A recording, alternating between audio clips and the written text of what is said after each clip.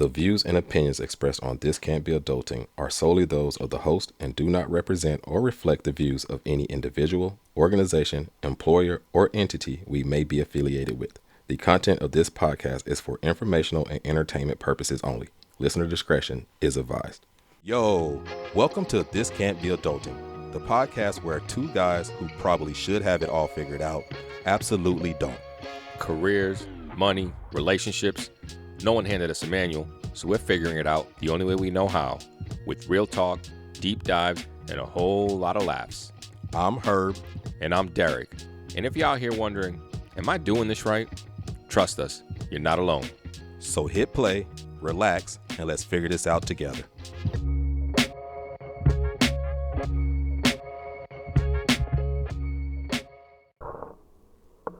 Yo, welcome back to season 2, episode 12 of This Can't Be Adulting. Hey, what's going on, man? I see that was a little bit different of a intro than last week's intro. Yeah, I was thinking about that on my drive home today, too. I was like, I'm going to let Herb do the intro, because apparently my shit was wild or some shit. I don't even know what I said. It was just more so it just came out just like, welcome to This Can't Be Adulting.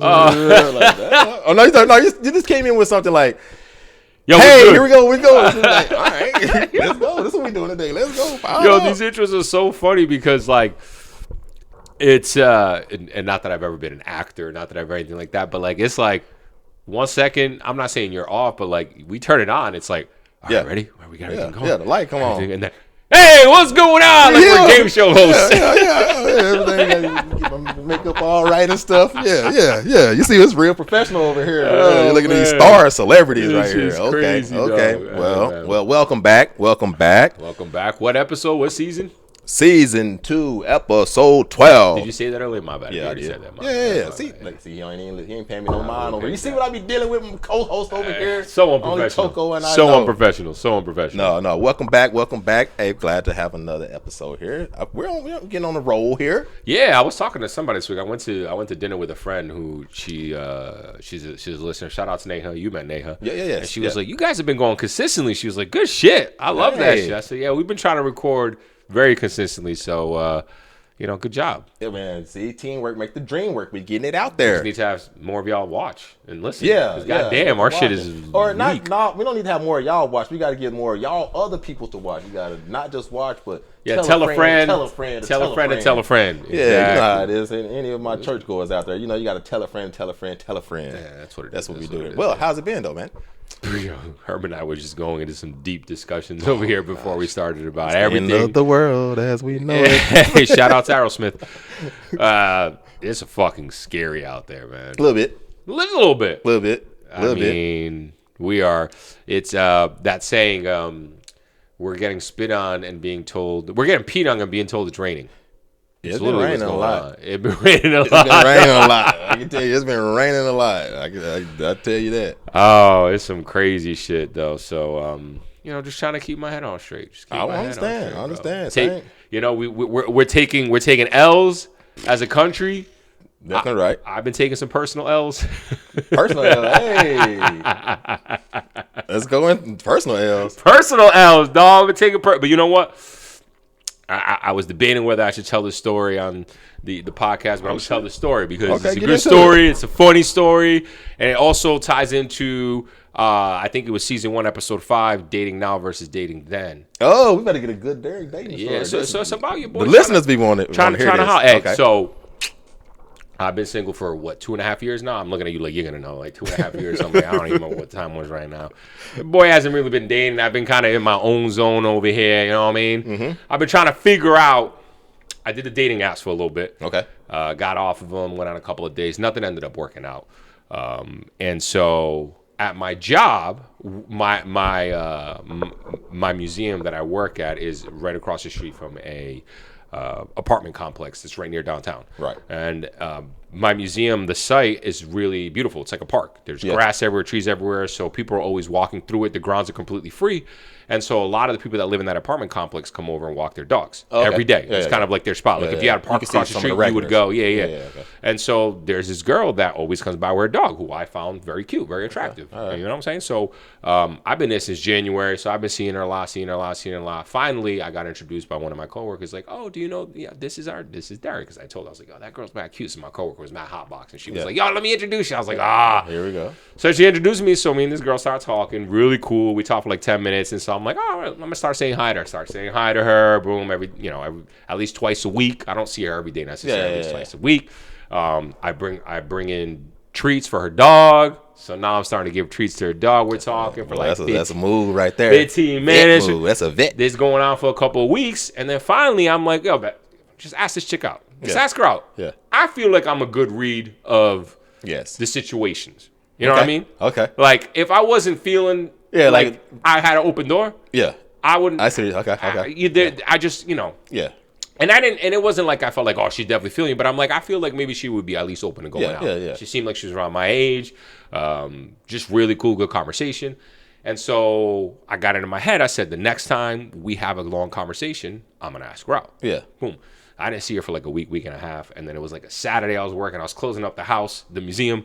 And I turned around. She was there with her dog. And I was like, oh, here's my chance. Boom. We talk. How was your weekend? Boom. You like drinking wine? I was at this jazz bar, blah, blah, all this conversation.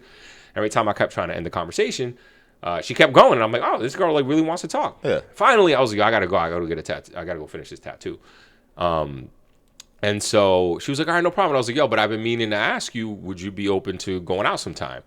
And like she looked at me like a deer in headlights, and she was like, what do you mean? And I'm like, dinner, drinks. And she was just like, oh yeah, I'm not really trying to date anyone right now. Like that's not really the point of my life that I'm in right now. I was like, damn, straight shot down.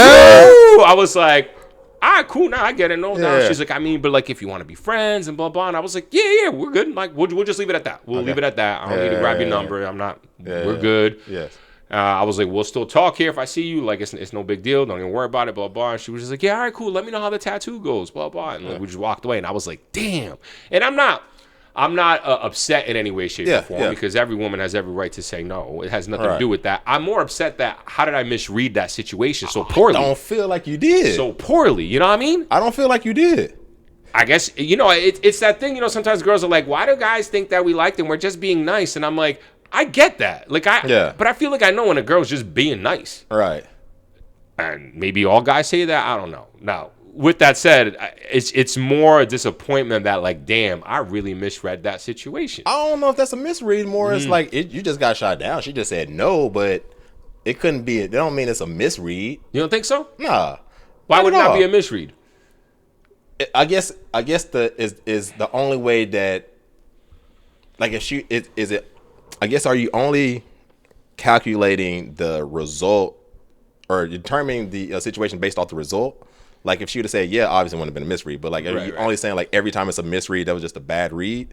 Yeah, like, I thought that... Or, sorry, every time it's a no. I thought that she was maybe feeling the situation like I was feeling the situation. Gotcha. Like, yeah, I'd be down to go on to... Yeah, that was... It's not that I was misreading the situation like, I don't even want to talk. Clearly, she's cool with talking. She's a nice person. You know what I mean? Like, I don't know, man. I think that's... I think that's just part of shooting, bro. It is. That's just part of shooting. It is. And... The unfortunate part is that it's not even I'm trying to be awkward, but we haven't talked since. That's all I'm going to ask if you we haven't talked since, but it's not because like we're like avoiding each other. We just haven't really crossed paths like that. Yeah. The one time that we were, she had just let her dog go and he ran across the field and she was like chasing after him. I was like, all right, I'll catch you later. Yeah. Because I don't want her to think that like I'm trying to be weird. Like, it is what it is. Like it was a conversation. I'm not in love with the chick. Yeah. But I guess I'm just curious. And in my mind, I just kept thinking, all right, unfortunately there are like there are three guys, but like predominantly what is being thrown out there and what is being viewed by so many people, particularly on social media, is that there's two type of guys when it comes to asking out girls. There's the guys that don't know how to take no for an answer. Okay. Right? That continuously persist. Yeah. And then there's also unfortunately been videos of like the guy that like lashes out on girls. I've talked to women who are genuinely like, I'm scared to say no to some guys because I don't know how they're gonna react. I'm not that guy. I'm not any of those guys. Right. And then unfortunately, a large subset, especially of these young men, are the guys that are like, I don't even want to get turned down, so I'm not even gonna try. Right. I'm not even gonna shoot my shot. I'm not gonna do anything. And I was just like 2 weeks for weeks, I was like, I'm not gonna be that guy. No, I'm gonna fucking ass. Fuck that. I'm gonna fucking ass. I feel like I'm feeling something. And so it happened. Nothing.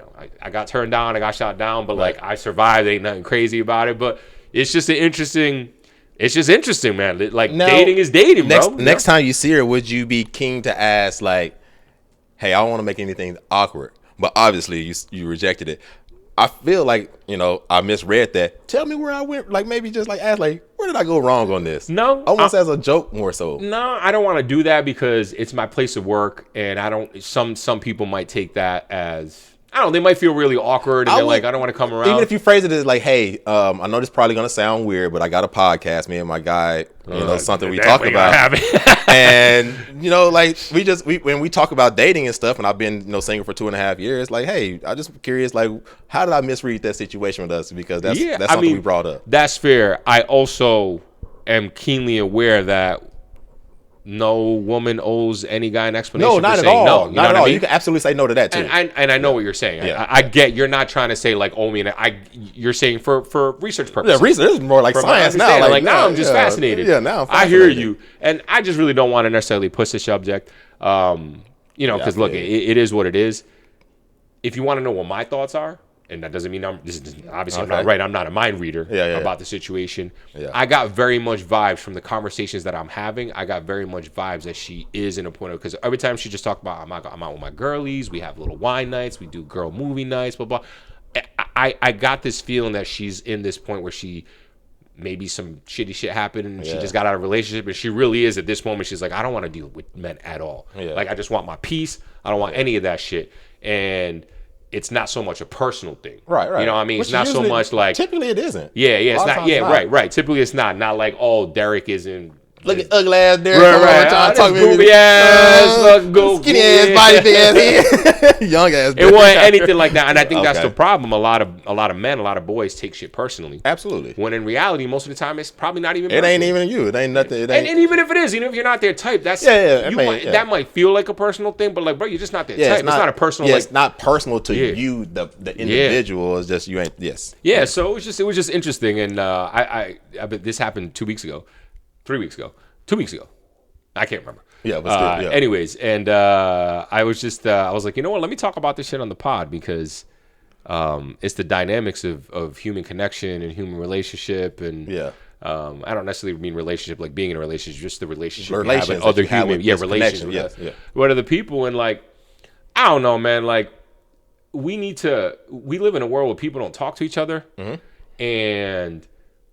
And it's on both sides, you know what I'm saying? It's on both sides. I understand that men hold the obligation of going up to the woman most of the time and talking to them. But the reality is that a lot of women ain't even giving you that open doorway. You know what I mean? Yes. Yeah, absolutely. Are you approachable? That's what I was talking to a good friend of mine who also listens to the podcast all the time. Shout out to Ramona. Sorry, I'm going to talk about you in this situation. Tell a friend, invite a friend. Yeah, Ramona. She'll tell me all the time. She's like, yo, guys in Austin just don't approach women. They just don't. She's like, every time I go out on a work conference in another city somewhere like that, she's like, I always get approached. She's like, in Austin, she was like, I've been out with my girls downtown and no guy came up to us at the bar, type shit. And so I'm like, but the thing is, and I'm like, but are you approachable? She's like, yeah. And she is. She doesn't bullshit and lie about that shit. Yeah. So it's interesting. I just feel like for me, especially the past year or two, I don't see the openness from women necessarily. And I'm not saying have to go out and do some field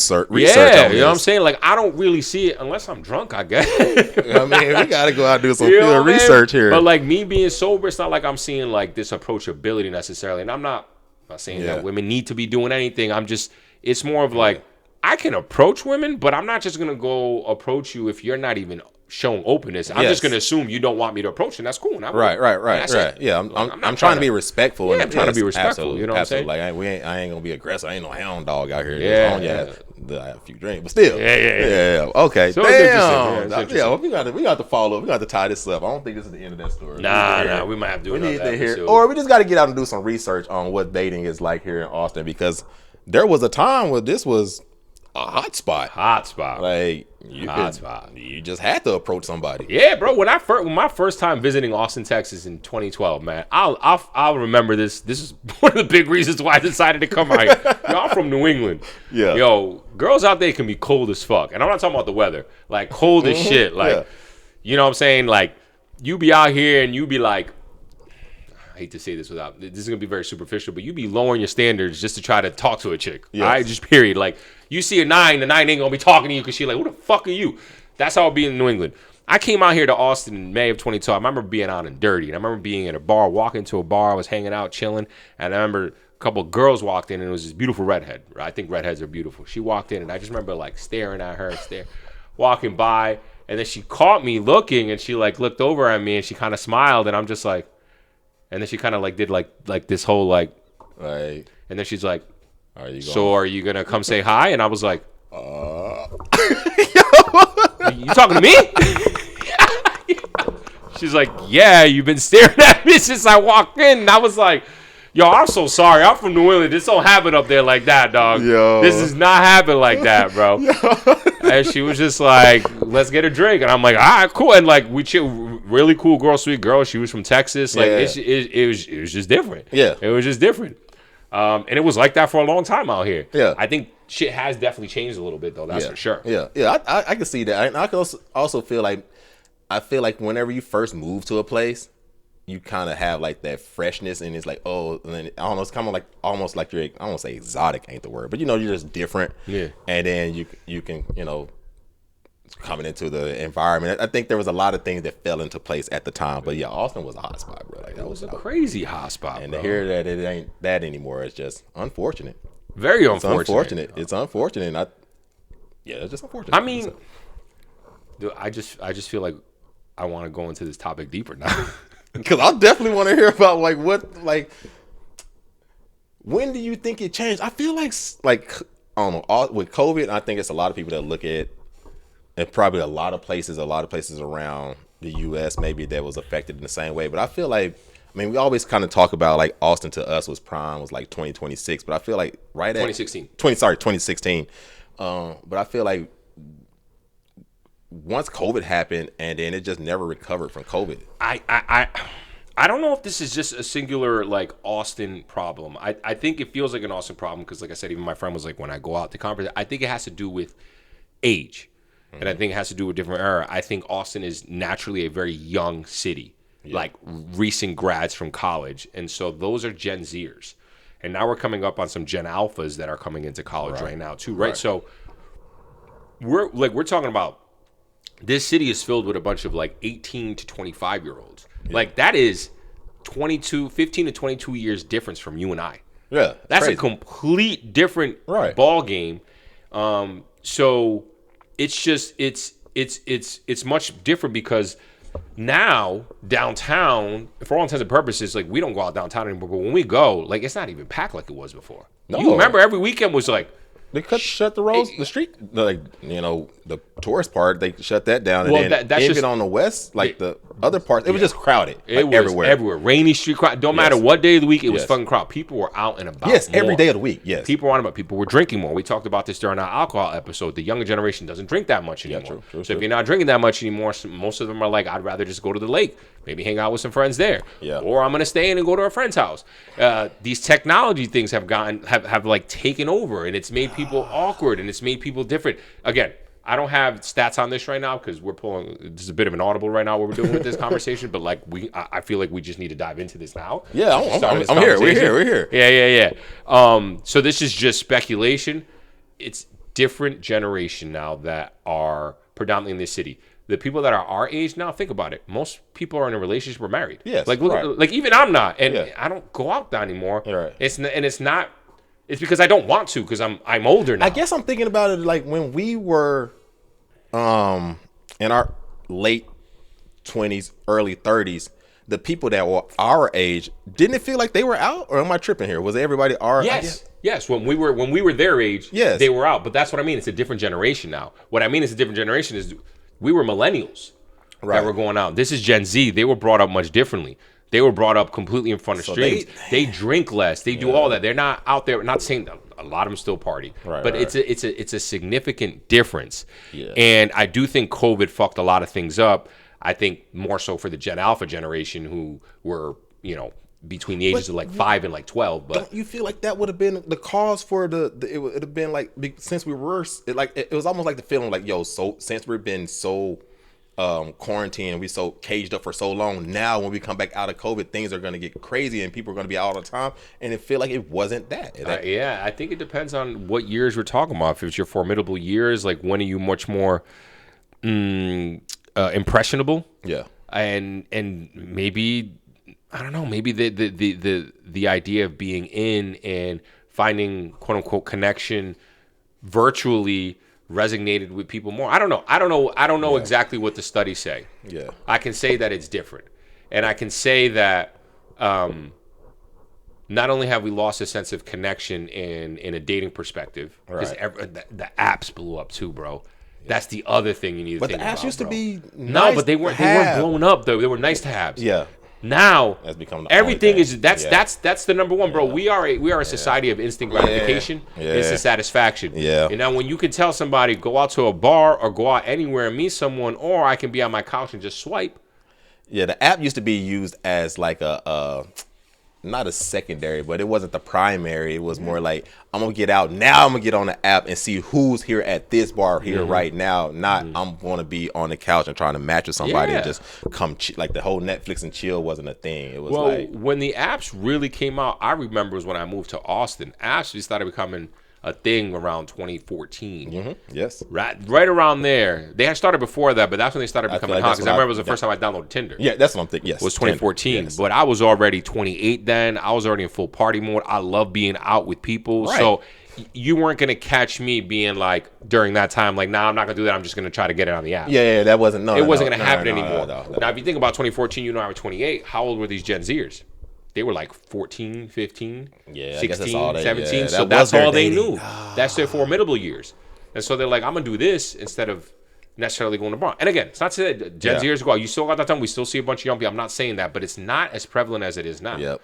And the scene changed too. I think the club scene has changed. The social scene, I would say, the party scene is changing. It's going to this whole sections and bottles where we still went out at the time where you could still just buy drinks. Yeah. And that was like, buying around the drinks was the big thing. Now it's like, I got to buy a bottle. Really? Is that a thing now? I didn't know that, because it used to be bottles for me before I got to Austin. So New England, it's very much, if you can buy bottles, we're going to get bottles. Really? But you were going to clubs, though. We were in clubs because we don't have bars like we got out here. There is no 6th Street here. I didn't know what bar hopping was until I moved here. That wasn't a thing. Like, it was like, yo, where we going today? Oh, we going to Water Place front. That's where we're going. That's it. And that's we stayed the whole night. That's how it was when I lived in LA. That's what it was. But like in college, it was like bar hopping. But like, living in LA, it was like, nah, bro, we going one place. That's it. That's all you can go. There's no. Even in college, we didn't bar hop. Even in Boston. Really? In Boston, what club we going? Oh, we going to this club. Oh, all right, we're going there. Bet we're gonna go there. We're gonna go to Ruins. All right, we're gonna go to Ruins. Let's go there. Rumors. We're gonna go to Room. All right, and that's it for the night. Yeah, that's just what it was up there. Most of the year is cold as fuck, so you ain't trying to walk around in the cold just hop to another bar. Yeah. But you and I was, so you know what the cold is, and y'all was still doing it. I mean, you got the legal courage, but absolutely. But it wasn't until here where it was like, oh, bar hop is a thing? Like, oh, shit. And so I think that's also feeds into this instant gratification. Like, rarely did we ever, with the exception of maybe Ranch. Yeah. When we go to Ranch, remember when we go to Ranch? But I think we used to end the night at Ranch. But we started at Kung Fu.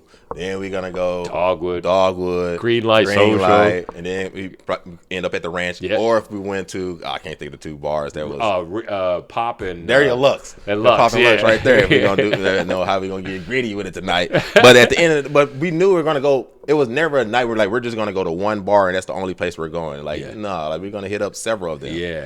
And you're saying now it's more about bottles and staying at one spot? Yeah. Well, I don't even think they. Yeah. I mean, if you're gonna go to it's no bottle. Like you're not when you go to the section, you're not gonna go like leave your section and go to another club. Well, I guess the few times that I've gone out, I guess maybe on especially the east in big side. Cities. Yeah, in big cities. But I still think Austin is still a bar hopping place. Absolutely, it is. But I think that's what is hurting maybe the scene here in Austin is that it. And that's one thing Austin never really had was a club. Besides Rose Room. Rose Room was the closest thing we had. Yeah, but that's not downtown. That's and that's not even. And even, and that's the closest thing to a club, but that even is, it's not like a after hour club spot that every big city normally has. Yeah. Where Austin was like mostly bars, and then after that it was, at 2:00 it shut down. That was the end of the night. So I feel like nowadays with the whole bottles, like, because Austin was never that type of scene, it doesn't happen here. So it just kind of like, the scene just kind of died down. And now I guess we in a spot now where the kids ain't like they used to be. They ain't like us. I don't want to blame kids though. I'm not blaming kids. Oh, he's just saying that. Yeah, I'm saying the corporation of technology. Yeah. That's the I don't want result to blame of kids. it all is that it's the harm of it's the parents, Gen Xers and some. But that was us though. It seemed like we would be this is what kills me about like the kids nowadays. Like and I'm saying we, not me, you and I personally, but we are the generation. So we are the parents of this generation. Gen Xers and millennials. And it's like, we know what it's supposed to be like. How did we get so soft? So let me correct. Yes, there's a level of helicopter parenting that's going on, but I'm not talking about that from this perspective, because I'm talking about simply going out more, being more social. But I don't necessarily think all of that. But yeah, it does. I do. It parenting, accountability for that is it. Here's the reality. We now, when I say we, us, because we're a little bit older millennials, and the Gen Xers are raising kids, or were raising kids, Gen Zers, at a different time than when the boomers were raising us.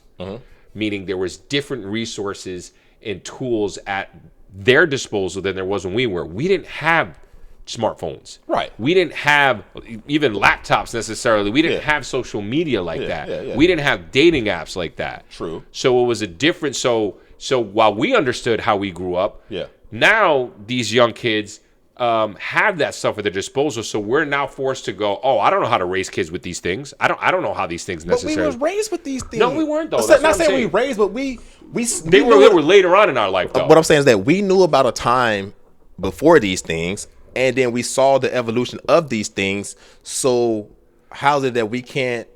I think it happened too fast for us to know what was happening. Not fair. It was too fast for us to be like, all right, how am I supposed to do this properly? I think there's good research now to, I say research, being technical about it, to be like, I understand what the degradation to the mind might be for this. I'm not going to allow my kid to, we don't have kids, but now I'm like, I'm not going to allow my kids to be I don't want them to do this, and this. And I hate saying allow, because I also don't want to be like this strict militant, but I want to have a conversation with my kids about like, hey, this is why I don't want to give you a smartphone. You see all your other little friends? Look at them. They can't keep their nose off of me. Look how out of shape they are. Look, they don't know how to socialize. They don't know how to socialize, or they don't even know how to read cues. But the millennials who had kids younger, they weren't aware that that's what was necessarily happening. They were aware of how we were raised. Like we were raised on the streets, but they didn't realize that, this is the new thing. I'm going to let them be on the phone. Everyone's got a phone now. They didn't realize what the detriment was going to be necessarily. To circle back to kind of how we went down this road, was the girl that you approached, was she younger? Do you know? I think she was closer to my age. Okay. I do. I think she was maybe youngest, maybe 32, 33. Okay. So I don't think and I don't mean to say that in a manner. It's not like she looked old. That she just carried herself, mature. You're just saying she wasn't like 25. No, she wasn't. No, she wasn't. She was. I was like, I think this chick's closer to my age, type of a thing. Yeah. So, it was interesting, and I think again, this goes back to, and I hope that we're not jumping all over the place here too. It goes back to the reality of. And we've talked about this in many episodes before. The reality of dating now is particularly for women.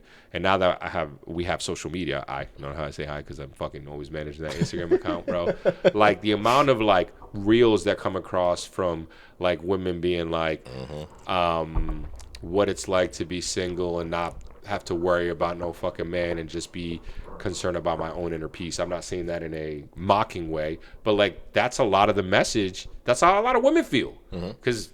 Men have been fucking shitty, and now again we're in an age where most women can be self-sufficient, and so they don't need a man. Need, emphasis on need. I think we all need people. I do agree, but there is a level of like, I'm just not gonna deal with this bullshit. Have you been following the saga? I won't say saga. Whatever. Have you been following this Dr. Cheyenne Bryant? No. Who's that? So she was. Are you familiar with Kevin Samuel? He passed away, but he was a black guy, and he was more so talking about it, and it women would call up, and he would essentially degrade them on why they don't deserve a high quality man, and that was his spiel. So then denigrate them. Yep, and so then of course, the flip of that, he passed away. The flip of that is that you got women starting to kind of like get on this, and you starting to see it on social media, being like the whole "I don't need a man, I'm independent, I'm self-sufficient." She was one of those, but she claimed herself to be a doctor, and then she wasn't. And she wasn't a doctor, and it's just starting to come out where she claimed that she had 6 degrees and 3 doctorates at the end of the university she went to. But it's also unveiling all the things of her, like the credibility that she has, and it's more so being like, this is the generation that lives in, and like, she was one of the prominent messages reaching out to women, supposed to be telling them how to, date and giving out this advice, and it come to find out that it's a sham. And it's kind of more so looking at like, this is maybe what the generation these days are seeing, and this has kind of maybe been a denigration to what else they're. I think there's so the issue is because now everyone can get in front of a mic. That's true. We say that shit. That's so true. Everybody got a podcast. Everybody on social media. But it's real. It's true. Yes. This is why we always say at the beginning we have our disclaimer. We ain't professionals. We're not trying to tell anybody what to do. We're having a conversation about our own experiences. We used to be professional shooters, but apparently boy, been breaking since 2023. These shots ain't right. I got to get in another league. Airball! He got cut now. Get him out Play the league. JV right now. They got me down in the G League, dog. That's what they need. I'm just trying to get that 10-day contract. Let me prove myself again, dog. You got to get some shots up, man. Maybe need to change your league a little bit. We're talk about this because he has no idea what it's like in the game anymore, what? Bro, you talking? If I was out there, I know. Definitely out there like deer in headlights. Like, what the hell is going on, dog? Take me back. Take me back. Knocking at his girl's door. Take me back, yo. Like one of the on Shawshank Redemption and the old man get out. I've been in jail so long. Grabs a knife. Send me back to jail. I can't survive out here. Damn. I mean, that's kind of what. That's what I feel like it would be out here. I mean, it's and obviously even me being single, I'm trying to figure out how to operate the world. And going back to your point when you're asking, do you think that's a denigration? The issue, and I genuinely believe this, there is a subset of men, young men, who feel like they're being left behind. And this is not to be like boo-hoo, man, because I know women have it. Men, this is a patriarchal society still. Yes. But we do have to acknowledge the fact that this is a subset of men who feel like they've been left behind. Yeah, whether they have or they haven't. That's the feel. At the end of the day, they feel this. That's the feeling they have. Yeah. And then those men now turn to social media. Yeah. And they want to turn to somebody to help them out. Right. And so then this is why the whole manospheres was created. They turn to even like, cucks like Joe Rogan, Theo Vaughn, and those motherfuckers that we were just talking about, and they seek them for advice on women. Yeah. And it's fucking crazy. I think I was telling you, I watched the Netflix documentary on the manosphere. Yep. Yo, these dudes don't even believe the shit they're saying. Right. They don't even believe it. And that's the sad part. It's the sad part. And they had these two, I can't remember the name of this guy. Put it up when you do the edit in the manosphere on Netflix and watch. It's like an hour and 40-minute documentary. There's this white guy from New Orleans who's manosphere, who's pretty much, his message is to men, to young men, is like, you have no inherent value in the world unless you make a lot of money. Period, point blank. That's what he says. And that's what he's telling all men. And that breaks my heart because these two young men, they're like 23 and 24. They bump into him while they're filming the documentary in like a coffee shop or like a yogurt shop in Miami. They're like, yo, man, you're my hero. Like calling him my hero. Like, speaking about what we were just talking about, idolizing people that we don't need to be idolizing. But you're my hero. Like, you don't understand, man. I was so down and out. But now I listen to you. I understand that like my only value is going to be I got to go make a lot of money because women have the inherent value. They have the looks. They have the vagina. But men, we don't got nothing. And it breaks my heart to hear these young men think that they are born in this world with no value. Yep. When the reality is everyone, man, woman, non-binary, whatever you want to designate yourself as, we all have inherent value from the day we come out the vagina. Period, point blank. I don't think that. You don't think so? No. What do you mean? You can build value, but I think we need to take off that whole pressure that everybody has value. No, you don't. You don't even have to put that pressure of being quote unquote value, because now that's something that needs to be measured. So you're saying it's not about value? Yeah, it's not even about value. Don't put that pressure on yourself. Everybody can just live a dignified life. There we go. Okay, that's fair. I could agree with you on that. Yeah, and that's what I'm saying. Because when we start showing the value, now it's up to somebody to quantify what's value now, and that opens up. And the dudes you were talking about, these are the worst of the worst. Yeah. Sneaky-O. Yeah, Sneaky-O. Mind Games. HST Tiki-Taki. What the fuck is a HS Tiki-Taki? Harrison Sullivan, and then Justin Waller. The white guy Sullivan, I think that's the guy I was talking about. Harrison Sullivan. Yeah. I forgot I had my computer right in front of me that I could do that. Thanks, sir, for looking that up. But yeah, these guys are and it's crazy because red pill, that's the whole red pill shit. Ideology. This young man, he's being interviewed after they meet the Sullivan guy, I think his name is, and he's like, yo, man, he was like, I was really, really out and out. I was getting really, really down. I was living in my car, and then I remembered what he says, like, men, we're not supposed to be depressed. We're not supposed to be sad. So like I bucked myself up, but I was really down. He was like, well, why were you down before that? And he was like, oh, because my brother passed away. I'm like, oh, that's heavy. Why did he pass away? And he's like, from depression. But we're not going to talk about that.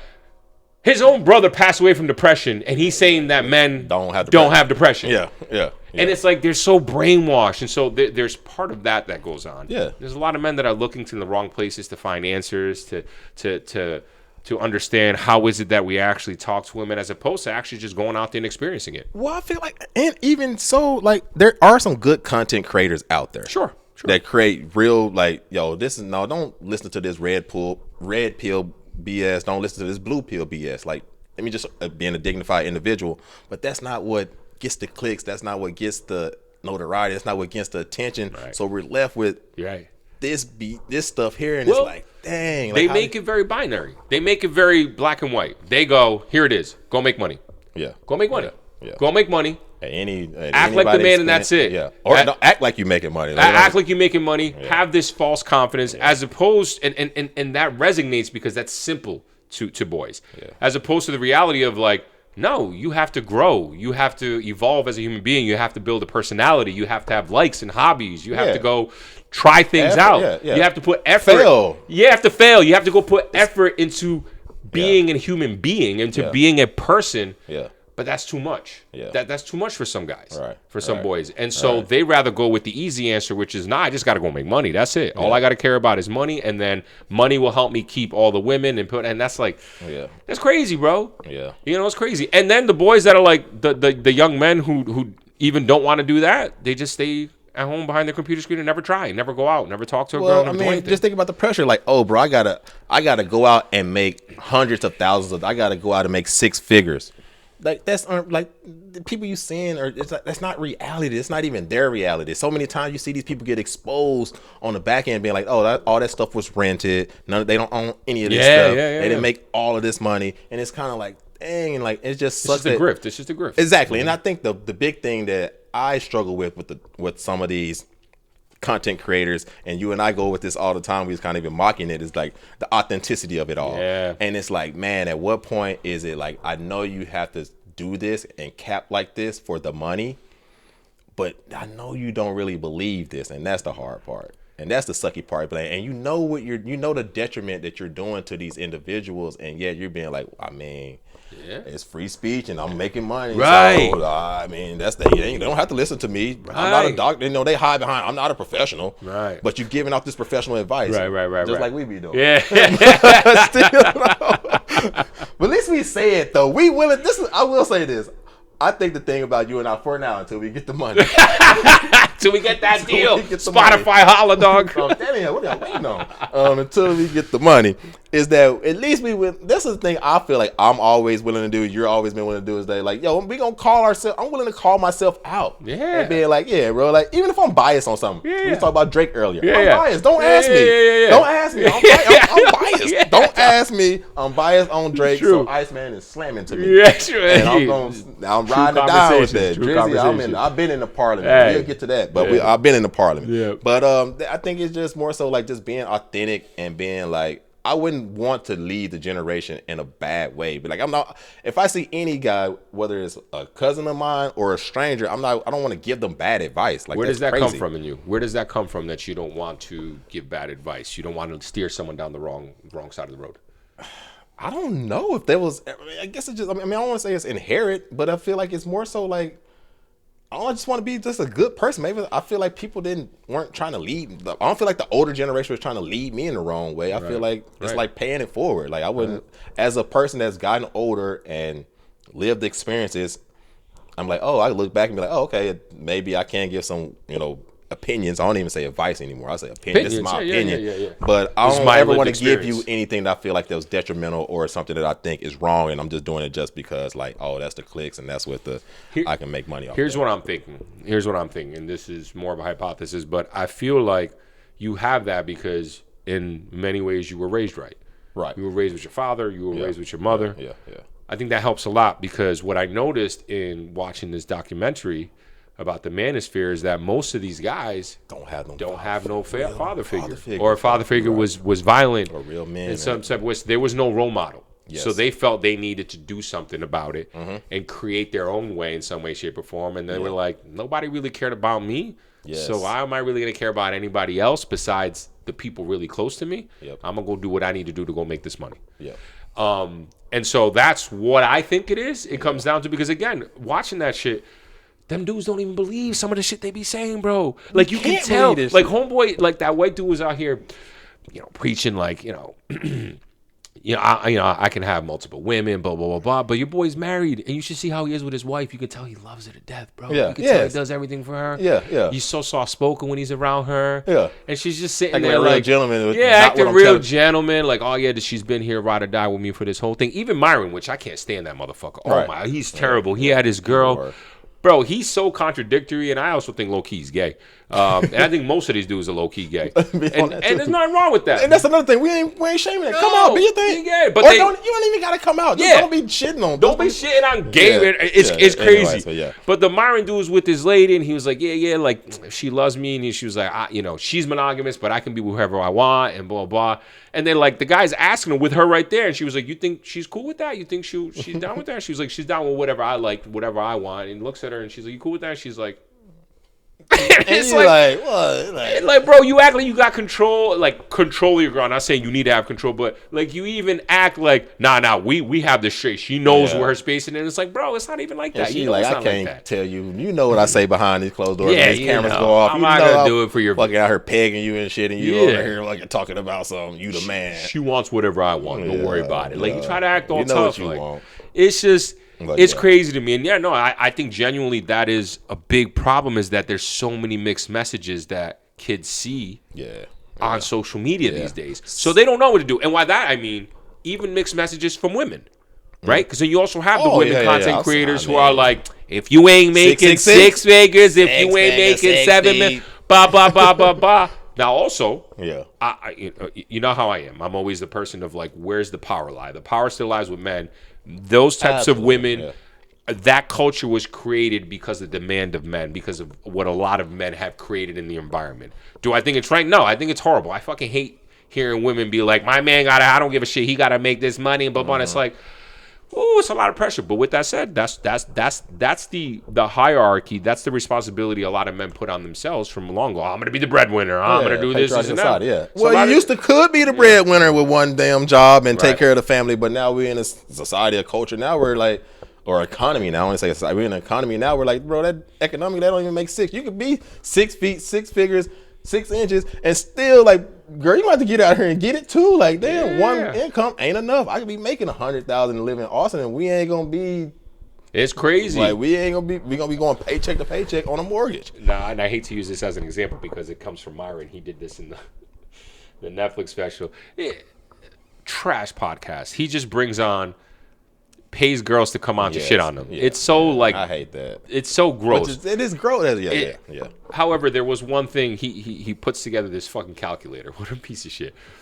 But it brings up a very good point because he asks, "Well, what are you looking for in a man?" Oh yeah. She's like, "Oh, he needs to be 6 foot. He needs to make at least $300,000 a year. He needs to have a house." Blah blah. He puts in the calculator. He was like, "That is less than 0.007% of men in this country." Yeah. So you're gonna be ass out of luck. Yeah.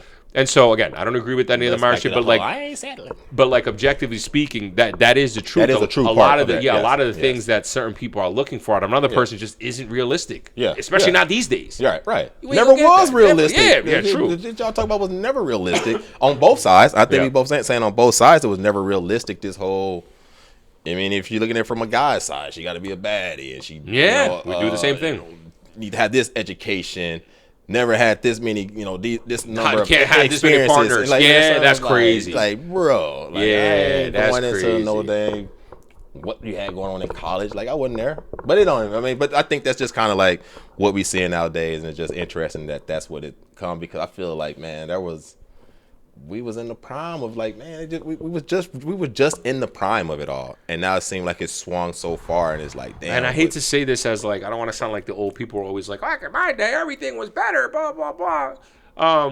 But like, I think we're still young enough and hip enough where we're kind of plugged in a little bit with what's going on. I'm not going to say fully. Right. It's different. It's harder out there. It really is. Yeah. It really is. And people are weird and people are a little awkward Yeah. and like, I don't know, man. We're losing the sense of not even just being able to talk to and pick up a girl or pick up a guy, or just go up to a guy and talk to him, or go up to a girl and talk to him. We're just losing the sense of community these days. Yeah. That's fair. That's fair. That's just the reality of it. Yeah. The more online, I guess, we've gotten, the less social we've gotten. I guess we've gone over that kind of several, throughout the podcast, where it's just, man, I guess society is just social aspect of society is really diminishing. It's breaking down. And we can see it, like, it's at a rapid speed. Yeah. Because again, we're not talking about 2 decades ago. We just talking about like a few years ago. Like, that ain't.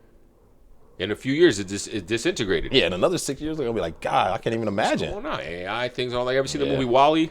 Yeah. How they have like all that. the fact they have all their computers. They can't move and shit, and they're just in their own world.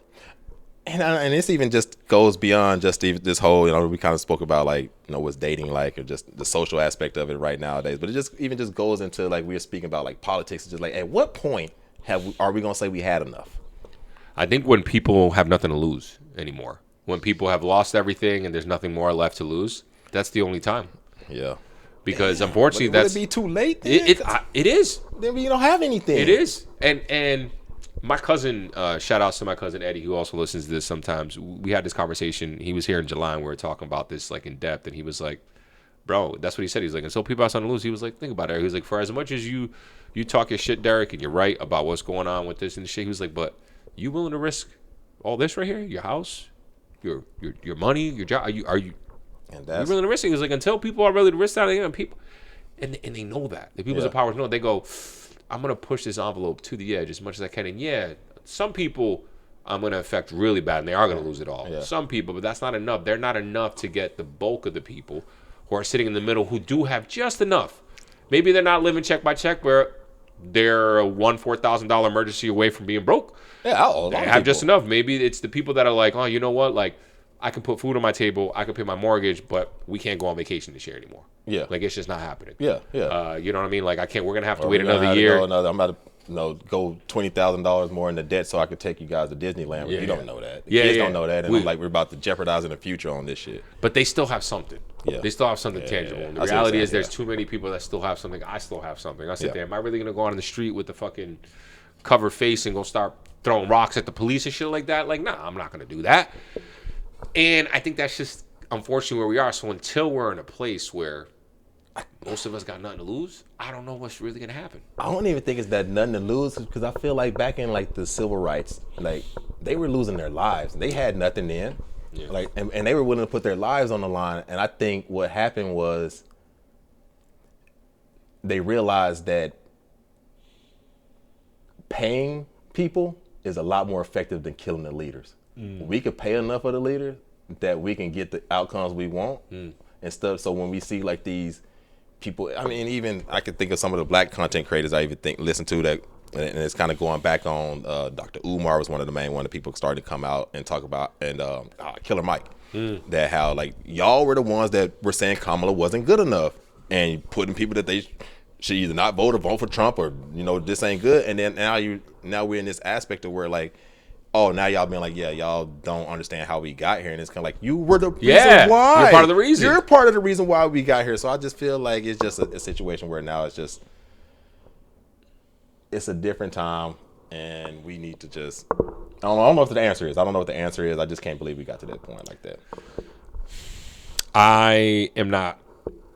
It never ceases to shock me and amaze me that we're here, and I kind of hate to say this, but I kind of want to say I told you so. I feel like I've been saying this for years. Yeah. I feel like I've been saying this shit for years. I've been like, like, again, like, what's really gonna happen? I get it. Like, me just saying it and you just agreeing to it. I think for years I'm like, and I've been having this conversation with my therapist for a while now. Just like, I don't know what people are gonna do. I said, but like, I try to have these conversations, and I have a lot of friends and people that I'm cool with that agree with me politically. Like, we're progressive. You're with it, and I feel like a lot of people are like, yeah. But then I'm like, yo, this shit's gonna get really bad, and people are like, I don't know, like. I think it'll figure it out, or I just have to weather the storm. And I'm like, there's no storm to like. This shit's gonna go awry. I'm telling you. Like, just please listen to me, or at least acknowledge it. And like, it's like it's the boy cry wolf though. It's kind of like we heard about this in the '60s with the Cold War. Yeah. Or then we heard about this in the '90s with Desert Storm. And then we heard about this in Y2K. And now we even heard about it in 2016 with the original Trump. Saying, like, and it's always happened. been this thing, and then it's like, well, I mean, we can't say, well, now we're saying it's this time is the time, and it's kind of like. Man, you told me that the last time and the last time before. Well, yeah, in all fairness, in particular, I remember having this conversation with my boy Flacco. We were talking about when the election was going on because we text a lot about the politics stuff. And he kept saying, like, if Trump won, he was like, man, it's just going to be like the last time. Like, it's going to suck. Obviously, I don't want him to win. I'm like, bro, they're literally doing Project 2025. It's going to be completely different. He's going to put all yes men. I remember specifically having this conversation before Trump even won. Yeah. And now we're here, and I got text from him. He's like, yo, this shit's crazy. It's crazy, bro. I'm like, bro, it's crazy. I literally was telling you that it was going to be much more different this time. They are running the play, bro. They are literally running the play, and it's crazy. Oh, man, it's fucking nuts. We're on 50 minutes, so we've got a little bit of time. I guess I would really, really love to hear from y'all, specifically around the dating situation. Yeah, absolutely. I also have a really good friend. She listens once in a while, but she was like, you guys need to do an episode on why men aren't more manly these days. And I'm like, whoa. We need to bring you on for that. Yeah. I was like, what you mean? What you talking about? More manly. Because, again, these are the mixed messages. Right. Because, like, then you got... and I get what she's trying to say. I think... Actually, I don't really know what she's trying to say. I get what the other side is trying to say, where they're like, no, we want men to be men, but just be respectful. Be open, be vulnerable. Like, don't be fucking...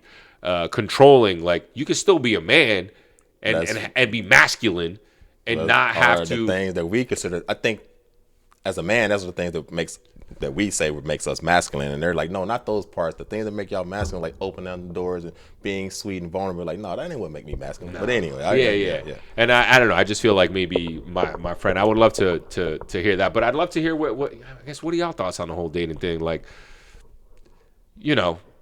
Why does everyone think that it's getting harder and harder for a lot of men to approach women, and just in general for people to just connect with each other on a genuine human level out in the streets and not out on the internet?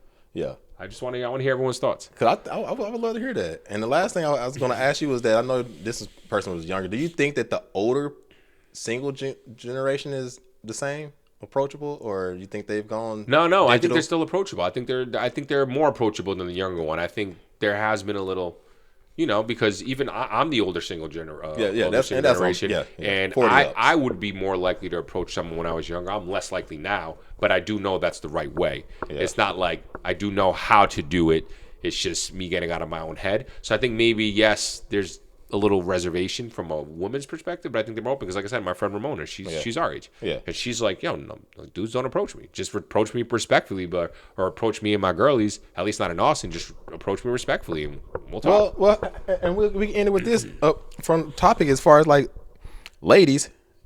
I know you say that you're approachable, but maybe Derek, give some things that maybe would help men know. All right, this is really good. I was literally having this conversation with our friend Neha yesterday, and I said, yo, here's the reality of it. Here's how I feel. I feel like ladies are like, yo, be a man, approach the woman. And I'm like, cool, I can do that. but you gotta give me something to let me know that I can approach. Like, and I'm not saying look at me and go like this. I'm not. I don't mean that. Yeah. But make eye contact. Give me a smile. Like something. Yeah. You gotta let guys know that you want them to approach you. Yeah. Like you can't just sit there completely engrossed in a conversation with your friend and also still want to be approached. Yeah. Yes. Like, I'm not saying obviously if you're talking to to anyone, yes, you want to be part of the conversation, but like if you want to be approached, you have to give the signals that you want to be approached. And I don't know if that's a hairy situation, but my assumption is knowing how a lot of women feel about men in general, about like men are creepy, all that. Like, I just don't want to be that creepy guy. Yeah, I don't want to be that creepy guy. And I think the cognizant prevents you from being that. I don't think you ever will be the creepy guy because you're understanding that there is a creepy guy out there. Most creepy guys be like, oh, there ain't no creepy guys out there. Right, exactly. Like, I don't want to be that person. And because of that message, I probably missed girls that did want me to approach them. Yeah. Because I was like, I don't know if I got a clear signal, so I'm not going to go over there and look creepy and stupid if I go approach. Like, you know what I mean? Because I'm a little too aware of it. So I think I have to land in the middle a little bit more too. Yeah. But I also there needs to be a give and take. You know what I mean? I mean, we all got these smartwatches and shit. I think that when people go out to the club, they need to put their shit on either green or red. Just treat this shit like a but it's not even about steakhouse. But it's not even about that, because just when I say women need to be approachable, I don't mean they need to be approachable to every man, but like be approachable to who you want to approach. Put that shit on yellow then. You know what I mean? Like, not just green, because if it's green, every man's gonna approach you. It ain't no You know yellow. Like, we don't want every fucking. That's a difference. Maybe. Yeah. But like, it's a finicky situation. I'm just all right. about, Well, fine then. Put your phone up and flash 3 times green. If Nah, you see we somebody ain't you doing like, that. We ain't talking about that. if she look at me and she be like, hit me with a flash 3 times, and like, oh, green, green, green. She hit you with that, and then you like, oh, I'll go talk to her. I be watching all these fucking movies and fucking series. Obviously, it's not real TV, and I be seeing like these girls looking at the guys, and I'm like, man, that shit don't happen. Like, oh, come talk to me. Last time we was out there, did have a bud. We were not. Yeah, that is true. Which also, but we was drinking. That's true. But it just remind me of like, I wonder if like those girls, like, damn, we walked up to these guys and they were. We approached them and look at these fucking weirdos. They didn't know what to say, and we were like, well. Well, we were there with girls.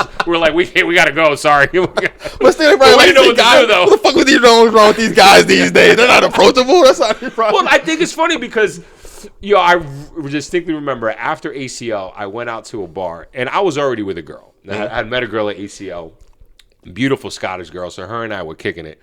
And then she went to the bathroom. When she went to the bathroom, I had a really attractive girl come up to me. Yeah. Like, just by herself. She was like, yo, what's up? And I was like, hey. And she was like, yeah, I think you're really handsome. And I was like, damn, So I was sitting there. She was like, what's your, and like, just have, and in my mind, I'm like, I'm like, oh shit, I'm with this other girl. Yeah. I'm like, shit, she's going to come out of the bathroom. And I'm just like, fuck it. So I had to go. I was like, yo, I'm sorry, but I'm actually with somebody else right now. She was just like, oh shit, like my bad. And she like looked like very like shocked that I told her. She like ran away, and I'm sitting there. I'm like, man, this shit don't happen. Never happens to me. You seen my shit was on red. Damn, dog. I'm agreeing with you. Of all the times you and I've been out, how many times have people walked up to both of us and been like, yeah, hey guys, what's up? Yeah. Never. One time. Each other were like, I don't even know how to shoot back. Yeah, we're like, well, I can't shoot back, but help, Derek, help. I'm like, man, bro, we lame out here, bro. What y'all got your ass out here for? I remember telling Herb, I was like, what the fuck was that, Herb? He was like, I don't fucking know. We can't do it. I don't know. But again, I think it's just maybe we need to come up with a system. Yeah. We're going to get the red light, green light, yellow light. But there's a bunch of like those parties out here in Austin. Yeah. They're like singles nights where it's like singles, red light, green light, yellow light. Yeah. We just put a band on. Let me know what you're looking for. They got shit there. Hey, identify yourself. Yeah. That's what we need to do. Start identifying yourself. And when you out here, let me know. Give me the sign. But I'm 0 for 1 in the past 3 weeks, so holla. You're a Celtics fan. We got the Jaylen Brown going out. Brew just got loose dribble, bro. His shot's decent though. That's fair. All right, we moving on to some fun facts. What you thinking, bro? Let's do it. I got some. I can give you some on this, and this will be an easy one. All right, go for it. This is an easy one. Now I mentioned it earlier. I made a shout out. Everybody know I'm a Drizzy Drake boy over here. And my boy dropped the albums this week, and everybody on that ice, man. Rightfully so. Rightfully so. And Drizzy, this is for Drake. Everybody else stop Drake. Drake. Bro, listen to me. A group of owls. We were getting into this last time, my fun fact, and I wanted to go down a list of very unique groups of animals, pack of animals, and what their names are. Oh, perfect. For instance, we have a group of crows. It's called a murder. Oh, shit. Did not know Yo, that. them crows are gangster, bro. Rightfully so. Bro, gangster, so. bro. They hold grudges. That's all I'm going to say, dog. They remember you. Don't run into a murder. Nah, don't run into a murder. Peacocks, a muster. I don't even know what the heck that is. A muster of peacocks. Flamingos, flamboyance. A flamboyance? A flamboyance. That's where flamboyance of flamingos. Okay. Now, and then for, some of the ones we deal with, some hyenas is a cackle. I knew it was a cackle. I did actually know a cackle because they cackle. They laugh. They laugh like a cackle, like a witch. All right, Disney over here. See, this is the hyenas trying to refute that right now.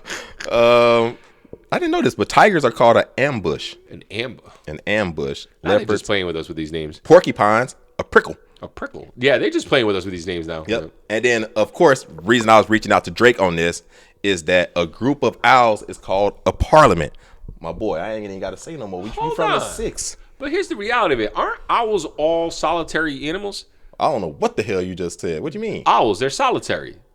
An owl. Yeah, an owl. There's no, like, parliament of owls flying around. It's not like a flock of seagulls. Yeah, no. Like, owls are solitary creatures, just like tigers. Tigers are solitary, too, so you're never really going to see an ambush of you don't tigers. see, like, a group of them together. But if they're a group of them, that's what it's called if there were a group of them. Or if you went to, like, the zoo and you seen a whole bunch of owls, you saw a parliament. I'm just Drizzy, a parliament. You don't want to turn that corner and see a murder, though. You do not want to see a murder. Don't want to see a murder. Don't want a murder. All right, that was good. That was actually good. That was good to know. All right, my fun fact is actually, I've been wanting to do this for a while because have you ever wondered why certain cities have their nicknames? Ooh. Because sometimes you feel like you know why, and you're like, wait, do I know why? Yeah, some of them make sense, but yeah, okay. Like the Big Apple. And, exactly. Okay. Yeah, so this might take a little while because I actually got the top 10 biggest cities and their nicknames. So number 1, New York, the Big Apple. Why you know why it's called the Big Apple? No. So the phrase originated from horse racing circuit in the 1920s. Sports writer John J. Fitzgerald used it in his columns for the New York Morning Telegraph after hearing stable hands in New Orleans refer to New York racetracks as the Big Apple, implying the ultimate prize or the biggest venue. Got it. That's what New York was. Okay. Why it stuck, it was later adopted by jazz musicians in the 30s to mean playing the big leagues, and it became globally famous after a massive tourism marketing campaign by the city in the 1970s. Oh, okay. So, not crazy interesting, but, there it is. Los Angeles. What's the nickname? No, it's not Sin. Angels. City Angels. City of Angels. The nickname is a literal translation of the city in Spanish. That's really what it come down to. It was. That's all it is. Easy. Las Vegas. Sin City. Why is it Sin City? There's a lot of sinning going on. What state of Vegas? Sure. That's what it ended up turning to, but it was the nickname dates back to the early 1900s, specifically targeting an area of the city known as Block 16. What is Block 16? That was where gambling started in Las Vegas. Okay. So it was the notorious offering gambling, illicit saloon activity, and prostitution. Yeah. Even when Nevada temporarily banned gambling in 1910. Did you know it was banned in Nevada in 1910? I did not. Yeah. The underground activity flourished. The name solidified globally in the mid-1920s. Chicago, the Windy City. Now, this is interesting. I actually know this one. It ain't because of the wind, because they do have crazy wind if you've ever been to Chicago, but it was because of the politicians or something about the way that they would flow back and forth. Yes and no. All right. And that's what I thought too, because I was like, oh, the origin is actually because of the strong chilly breezes off of Lake Michigan. Yeah. That historians widely attributed it to in the 19th century. That is why it did originate as a Windy City. Yeah, you get the lake why effect it there. stuck. And it stuck not because of the politicians being able to be swayed, but it was used to term and mock Chicago's residents, and politicians labeled them as windbags who were full of hot air while they were bidding to host the 1893 World's Columbian Exposition. That was this big conference or something like that. So it was referring to them being windbags, not because they were politicians that could be swayed anyway. I thought that was the case too. Okay. So I thought that was it, and that's what started me with this, because I was like, I want to talk about the Windy City, Houston, the Space City. 1969. That's where that's where they landed. Now this is interesting. I didn't know this. Boston, Beantown. Okay, Beantown. Yeah, but why is that? So it traces back to the colonial triangular trade network. Boston was a major exporter of rum, The distilling process required massive amounts of molasses, leaving the city with a surplus of the sweet syrup. Locals began slow baking their navy beans in molasses, creating the regional staple Boston baked beans. Sailors and traders passing through the port began calling the city Beantown due to the popularity of the dish. I didn't know that. Oh, okay. I don't know. I thought it was Okay. Atlanta. Oh, God. It ain't Chocolate City. No, that's Washington, D.C. Atlanta is... No, I know. can't believe I don't know. Hotlanta. Hot. Oh, okay. Yeah. Over there. All right. Hell, it's hot as hell down there. It gained popularity. Excuse me. I got a hiccup. In the 1970s. And why it stuck, it partially references the oppressive humidity and heat of Georgia summers. Yep. The term was heavily popularized by the musical counterculture, most notably by the Allman Brothers bands in the 71 instrumental Hotlanta. The hot actually denoted the city's exploding, trendy music scene and vibrant nightlife. Okay. New Orleans. Big Easy. Big Easy. Why is that? I don't know. The term likely began in the early 1900s as a reference to local dance hall, but it was solidified by jazz musicians in the 1910s and 1920s. Why it stuck, traveling musicians found that finding performance work in New Orleans was incredibly easy compared to the cutthroat environment of New York City. Okay. The name was later popularized in the 1970s novel and movie of the same name, perfectly encapsulated the city's laid-back, slow-paced lifestyle. Got it. Okay. This one's interesting. Philadelphia. Ooh. Brotherly city of brotherly love. Yeah. Now, why is that? Direct translation of the city's name is from ancient Greek. The city's founder, William Penn, combined the Greek words phileo, to love, and adelphos, brother, when designing the city in 1682. He was a Quaker who had faced religious persecution in England. Penn envisioned his new American settlement as a utopian refugee of religious tolerance and peaceful coexistence. Ain't that Philly? Ain't that Philly? Yeah, right. And then the last one, Miami. Miami. Oh, hell. That's like the world city. I don't even know. Magic City. I thought that was... No, Magic City is a strip club. That's okay, why. That's what I'm thinking. I'm like, I thought that was a strip club. It's a strip club, but it's called Magic City. Okay. The name was Magic coined City. in 1896 by a journalist named E.V. Blackman in a promotional marketing magazine for railroad tycoon Henry Flagler. Miami grew at an incredibly rapid, almost overnight rate. Early winter tourists would return year after year and notice that the city had expanded drastically during the absence, as if by magic. It transitioned from a tiny agricultural settlement of just a few hundred people to major metropolis faster than almost any other city in the U.S. Because I imagine you should have a bunch of plantations, sugar cane. Yeah, it was down south. Like and the Everglades around there. So so those are the 10 cities and why they're. Tell about your city. And Austin is called the. Yeah, it just knows keep Austin weird. What is Austin actually? Oh man, it's not the. The Bat City. Oh, City of Bats. Okay, could be Bat City, capital city. Bat City. Bat City. Bat City. Yeah, it's Bat City. There we go. We're in Bat City. Yeah. All right. Come see the bats. Live music capital of the world, supposedly. But, all right, man. That was not what we were supposed to record today, and we went over. We're at 160. We haven't had a long episode like this, but we got to do it, man. Thank y'all. Hey, leave us comments. Hey, peace. Hey. Later.